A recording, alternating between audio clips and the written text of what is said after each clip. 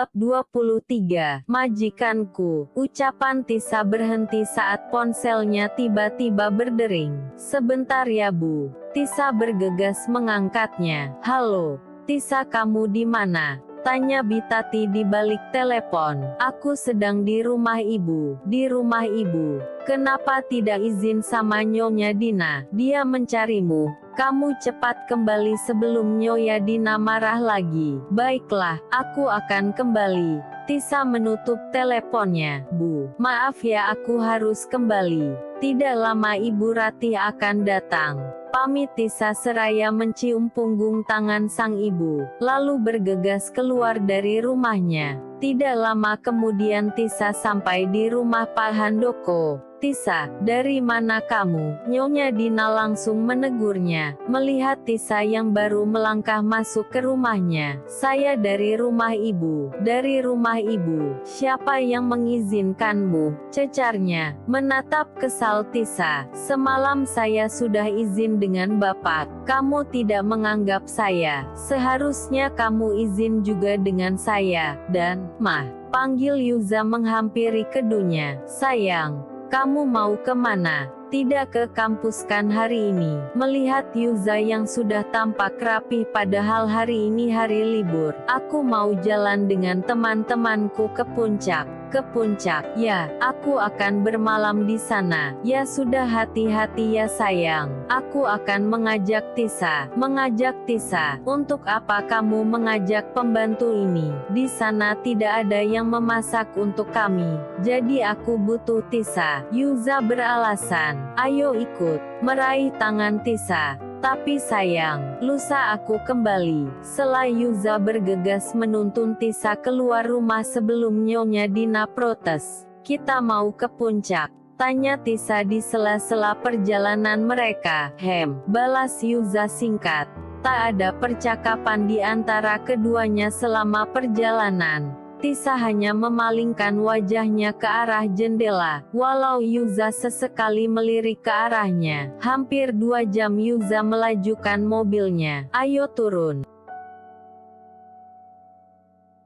Tisa memutar pandangannya. Tampak sebuah villa besar berlantai 2 di hadapannya. Tisa pun bergegas turun mengikuti langkah Yuza yang langsung membuka pintu. Ini villamu? Ya, villa bokap. Tisa masih memutar pandangannya. Kemana teman-temanmu? Tanya Tisa lagi mengingat Yuza mengatakan pada Nyonya Dina ia akan pergi bersama teman-temannya. Tapi sampai di villa Tisa tak melihat siapapun. Mungkin mereka tidak jadi datang. Jawab Yuza santai menyandarkan punggungnya di sofa. Tidak jadi datang. Lalu kita hanya berdua saja. Yuza menarik pergelangan tangan Tisa hingga gadis itu terduduk di sebelahnya. Ya, kita hanya berdua saja. Kenapa tegang gitu? Lo takut terjadi sesuatu? Goda Yuza melihat wajah Tisa yang tampak kaku. Bukankah kita sudah pernah melakukan lebih? Bisiknya. Seketika membuat wajah Tisa merah padam. Aku ingin ke kamar. Aku lelah. Tisa bergegas berdiri dari duduknya, masuk ke salah satu kamar yang ada di sana. Yuza tersenyum tipis melihat Tisa yang tampak salah tingkah. Ya, Yuza memang sengaja membawa Tisa keluar. Tidak ingin Tisa selalu jadi sasaran kemarahan ibunya. Lo sedang apa? Tegur Yuza beberapa saat kemudian melihat Tisa yang sudah berada di dapur. Tampak mencari sesuatu. Aku mau masak makan malam. Tapi kenapa tidak ada bahan di sini? Jawabnya, seraya membuka lemari es mencari bahan makanan di sana. Lo nggak perlu memasak. Gue sudah pesan pizza. Mentup lemari es tersebut. Tidak perlu melakukan pekerjaan apapun di sini. Meraih tangan Tisa menuntunnya ke ruang tengah. Makanlah. Yuza membuka beberapa kotak pizza yang sudah dipesannya. Terima kasih.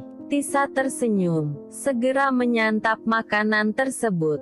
Tisa mengerjapkan matanya melihat matahari yang sudah meninggi dari balik gorden tipis di kamarnya. Sudah siang. Tisa terkejut melihat jam dinding yang sudah menunjukkan pukul 9 pagi. Untuk kali pertama tidurnya terasa nyenyak tanpa harus mendengar celoteh Nyonya Dina yang selalu mengganggu tidurnya. Tisa beringsut, beranjak dari ranjang melangkah keluar kamar. Kemana dia? Tisa memutar pandangannya mencari Yuza yang tidak ada di ruang tengah. Ia pun melangkah ke arah kolam renang yang berada di taman belakang. Tampak Yuza yang tengah berenang di sana. Tisa yang memperhatikannya diam-diam terpaku melihat Yuza yang bertelanjang dada. Tubuh six-pack-nya terlihat jelas, berpadu dengan paras tampannya. Sungguh ciptaan Tuhan yang sempurna. Lo udah bangun? Tegur Yuza seketika membuyarkan lamunan Tisa. Sudah, jawab Tisa gugup. Tolong, ambilkan handuk gue dong. Yuza menunjuk handuknya yang berada di sofa dekat sofa. Oh iya. Tisa segera mengambil handuk tersebut, mengulurkan handuk itu pada Yuza yang masih di dalam kolam renang. Tisa tersentak saat tiba-tiba Yuza menarik tangannya hingga tubuhnya jatuh ke kolam. Tolong, ucap Tisa dengan nafas yang tercekat. Tisa yang tidak bisa berenang gelagapan tidak bisa mendapat oksigen. Hei tenang, Yuza menopang tubuhnya. Ini tidak dalam, ujar Yuza menenangkan. Tisa berhasil menapakkan kakinya. Benar air itu hanyalah sebatas bahunya. Tidak lucu. Tisa mendengkus kesal. Yuza justru tertawa. Tisa pun berjalan menuju tepi kolam renang. Hei mau kemana? Yuza kembali menarik tangan Tisa ke dalam peluknya. Lepas, jawab Tisa semakin gugup merasakan tangan nakal Yuza yang merayap ke dalam piyamanya, mengusap punggung mulusnya. Berenang itu bagus untuk ibu hamil, bisik Yuza mencium sekilas telinga Tisa membuat Tisa semakin bergidik geli. Lo takut? Yuza menatap intens Tisa yang hanya tertunduk. Suara ponsel Yuza yang berada di sofa mengagetkannya. Ponselmu berbunyi. Yuza mengabaikannya tapi dering ponsel itu terus saja berbunyi. Yuza mengurai peluknya bergegas mengangkat panggilan tersebut. Dari siapa? Tanya Tisa menghampiri setelah Yuza mengangkat teleponnya. Nyokap, Nyonya Dina. Kenapa? Katanya bokap di rumah sakit. Apa? Di rumah sakit? Kenapa bisa? Tisa terkejut. Tadi pingsan katanya di kantor. Ya udah sekarang kita pulang saja, ujar Tisa seketika merasa khawatir mendengar berita buruk tentang Pak Handoko. Hari itu keduanya pun langsung memutuskan untuk pulang menuju rumah sakit. Setibanya di rumah sakit Yuza segera melangkah masuk ke ruang VIP tempat Pak Handoko dirawat. Sayang, akhirnya kamu pulang juga, ujar Nyonya Dina melihat kedatangan Tisa dan Yuza. Apa yang terjadi? Melihat Pak Handoko yang sudah terbaring lemah, vertigo papa kambuh. Tadi dia pingsan di kantor, dokter menyarankan untuk diopname, jelas Nyonya Dina. Papa ini nyusahin banget deh, aku ini enggak betah loh kalau harus menginap di rumah sakit, lanjut Nyonya Dina yang justru menggerutu. Pak Handoko hanya menggelengkan kepalanya melihat sikap istrinya itu. Biar Yuza aja yang jaga papa. Jangan sayang, besok kan kamu harus ke kampus. Biar saya saja yang menjaga bapak, ujar Tisa. Oh ya benar, lebih baik kamu saja. Nyonya Dina setuju. Pak, kamu enggak apa-apa kan dijaga Tisa? Ya sudah kalian pulang saja, jawab singkat Pak Handoko. Tidak lama kemudian Nyonya Dina dan Yuza pun pulang. Permisi, seorang perawat wanita masuk ke ruangan. Ini makan dan obatnya ya. Meletakkan makanan dan beberapa obat di atas nakas. Terima kasih Yesus, ujar Tisa. Perawat itu pun berlalu pergi. Sekarang bapak makan ya. Tisa mengambil nasi yang dinakas lalu membantu Pak Handoko untuk bersandar di ranjang. Biar saya makan sendiri saja Tisa. Tidak apa-apa, biar saya suapi. Pak Handoko tersenyum hangat. Kamu anak yang baik. Orang tuamu pasti bangga mempunyai putri sepertimu. Tisa tersenyum simpul. Oh ya, ayahmu bekerja apa? Ayah, ya, ayahmu. Ayahku sudah meninggal. Oh, maaf, ujar Pak Handoko melihat wajah Tisa yang mendadak menjadi sendu.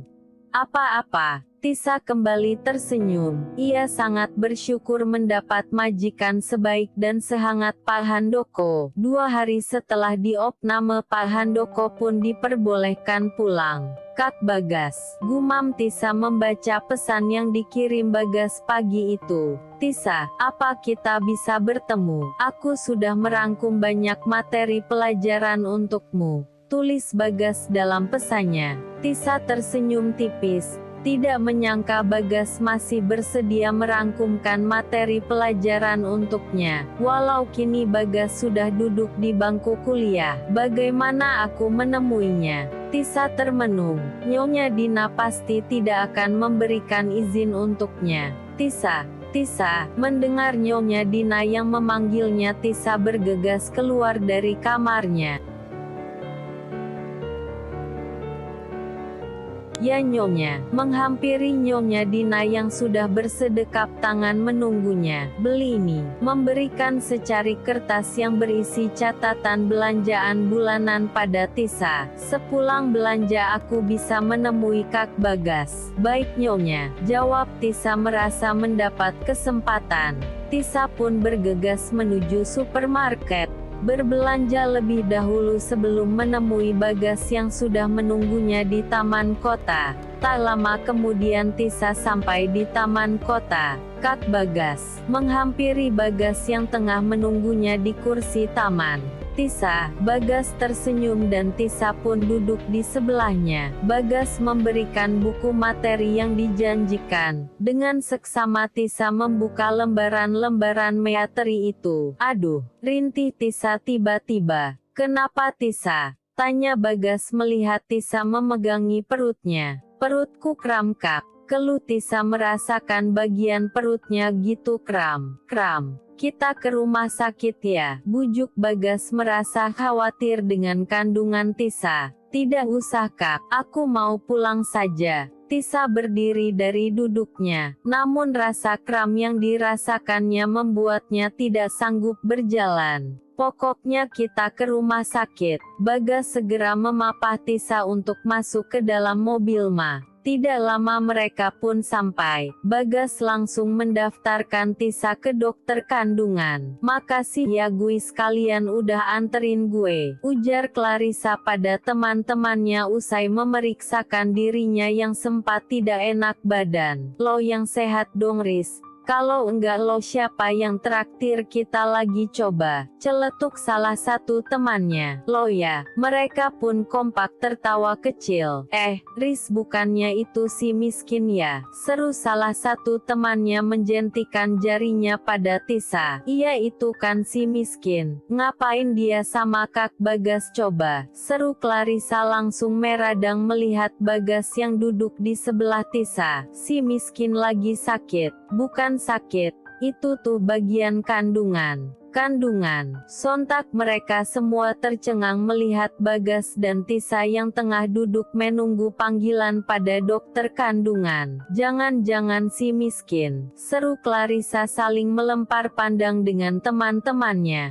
Ibu Tisa, panggil seorang perawat. Dengan cekatan Bagas segera memapah Tisa yang masih merintih merasakan perutnya yang kram. Apa yang terjadi? Tanya seorang dokter wanita. Perut saya kram dok. Dokter itu segera meminta Tisa beraring dan memeriksa keadaannya. Tidak apa-apa. Kram perut memang sering terjadi pada wanita hamil. Terlebih saat kandungan semakin besar, jelas sang dokter. Saya akan memberikan obat dan vitamin. Ia duduk di kursinya menuliskan resep yang harus ditebus pada secari kertas. Selesai menebus obat, keduanya pun melangkah keluar. Tisa, aku ke toilet dulu ya, ujar Bagas. Aku tunggu di parkiran saja ya. Tisa segera menuju parkiran, berdiri di dekat mobil, menunggu Bagas. Miskin. Tisa spontan menoleh mendengar suara yang tak asing untuknya. Clarissa. Melihat Clarissa dan teman-temannya menghampirinya. Miskin, gimana kabar lo? Lo lagi sakit ya? Tisa tidak menjawab.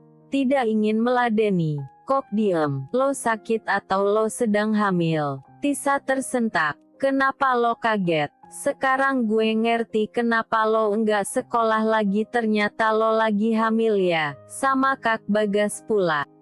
Tisa masih membisu tapi wajahnya sudah merah padam. Ia tidak menyangka jika Clarissa akan melihat kebersamaannya bersama Bagas saat ini. Gue kira lo cewek lugu, ternyata lo cuma cewek murahan.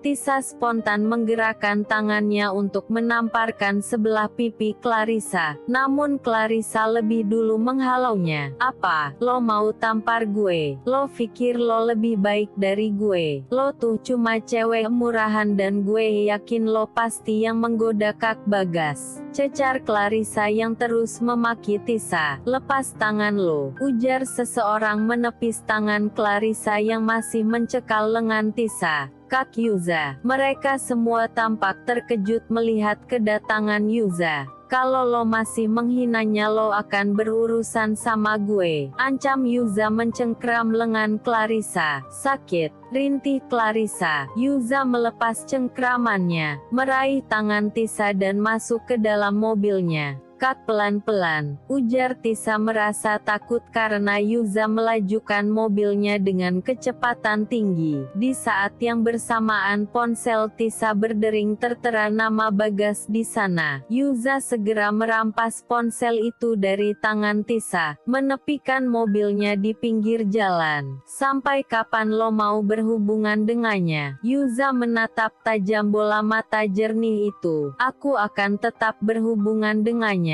jawab Tisa yang dia tahu ia akan tetap berhubungan baik dengan Bagas, dan tidak ada yang salah dengan itu. Yuza tersenyum kecut. Mulai detik ini berhentilah menemuinya. Aku akan tetap menemuinya, balas Tisa seolah menantang. Aku akan tetap menemuinya, tidak ada yang salah dan gue cinta sama lo. Gue enggak suka lo ketemu sama dia. Sela Yuza.